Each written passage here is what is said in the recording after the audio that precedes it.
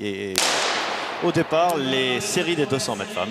Et les séries des 200 mètres femmes dont on n'a pas la liste, donc eh bien, on vous dira qui est-ce qui arrive la première, puisqu'on est toujours bloqué sur le 60 mètres final sur nos écrans, avec, je crois, des petits soucis pour la meilleure d'entre elles à l'heure actuelle, c'est Muriel Urtis qui a du mal à revenir un peu à son niveau. Je ne parle pas dans cette course, évidemment. Oui, Muriel qui a déclaré forfait pour les championnats de France.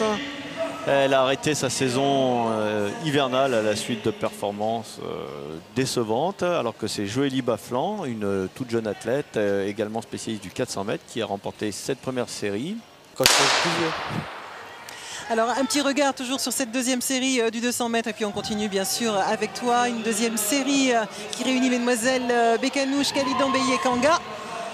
Saint-Fort Abbaye qui a abandonné parce qu'elle participe également au 400 mètres et donc elle se réserve pour la finale du 400 mètres qui sera très importante pour elle demain. Et c'est Aurélie Kanga, une finaliste des championnats du monde junior en 2004 qui l'emporte. Très belle athlète, 23,97 dans cette deuxième série, très facilement pour Aurélie Kanga à l'extérieur, qui se qualifie donc pour la finale du 200 mètres. Alors voilà, donc c'est le départ qui va être donné et on voit complètement à l'extérieur Amandine Hélard, au couloir 5 je veux dire, Amandine Hélard, la champenoise.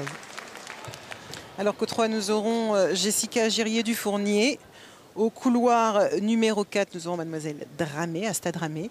Au couloir 5 donc Amandine Hélard et à l'extérieur mademoiselle Dupuis. Voilà, Gould Dupuis qui a terminé deuxième des championnats de France Espoir.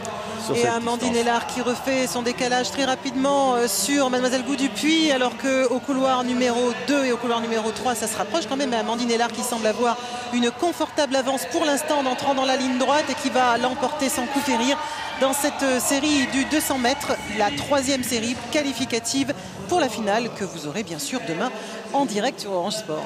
Voilà, 24-23, ça doit être le troisième temps de ces séries. Derrière, dans la première série, la jeune athlète et Aurélie Kanga dans la deuxième série qui est la seule à être passée pour le moment sous les 24 secondes, alors que